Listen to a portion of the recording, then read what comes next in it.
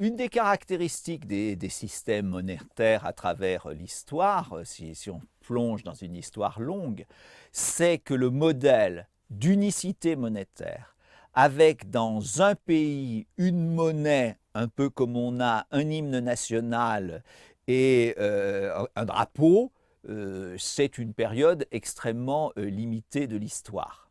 Les pays ont connu des multiplicités d'instruments monétaires et même dans les pays qui, disons, ont une prétention d'unicité monétaire, si on regarde bien concrètement comment les choses se passaient, en fait, dans beaucoup de pays, il y avait une pluralité, disons, de systèmes, même s'il y en avait un qui dominait. Si on part de cette idée d'une pluralité historique des systèmes monétaires, alors, soit on est évolutionniste et on dit « Ah ben c'est parfait, avant il y avait pluralité et puis on a fait beaucoup de progrès, il y a une unicité », soit on pense, et c'est mon cas, que les phases historiques, en quelque sorte, connaissent des retournements et donc il y a des potentialités d'une multiplicité de systèmes monétaires. Ce qu'on a constaté, et particulièrement en Europe, c'est qu'on a changé de monnaie nationale.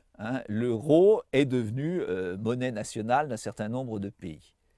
Et à mon sens, ceci laisse, particulièrement en Europe, le champ libre pour l'apparition de systèmes monétaires locaux.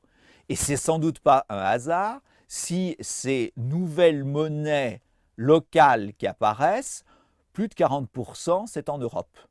Et donc, je pense qu'on doit le mettre dans ce contexte, en quelque sorte, de fin des monnaies nationales de chaque pays, au profit d'une nouvelle monnaie qui unifie l'ensemble.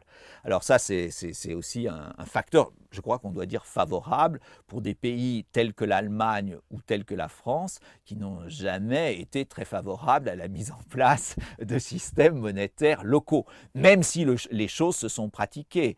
C'est-à-dire que pendant la Première Guerre mondiale et quelques années après, je crois que ça a duré jusque pratiquement 1927 ou quelque chose de ce style, face à la pénurie de monnaie nationale, les chambres de commerce et d'industrie émettaient des jetons qui circulaient comme monnaie locale. Au même titre que pendant la guerre civile espagnole, vous pouvez en trouver dans les boutiques de numismatique aujourd'hui de Madrid, ont été émis pendant la guerre civile des bons locaux permettant aux populations d'acheter et de vendre. Quel est l'intérêt d'utiliser ces instruments locaux ?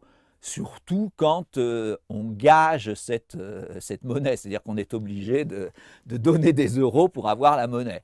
Alors certains peuvent considérer, ça fonctionne comme ça dans certains endroits, que c'est un bon de réduction, parce que dans certains commerces, on vous fait une réduction parce que vous êtes un bon citoyen local qui utilise cette monnaie. Mais je crois que la raison d'être première de cette monnaie locale, c'est pour sensibiliser les populations aux vertus du bassin d'emploi local, aux vertus d'acheter dans la proximité pour éviter une empreinte écologique considérable des produits.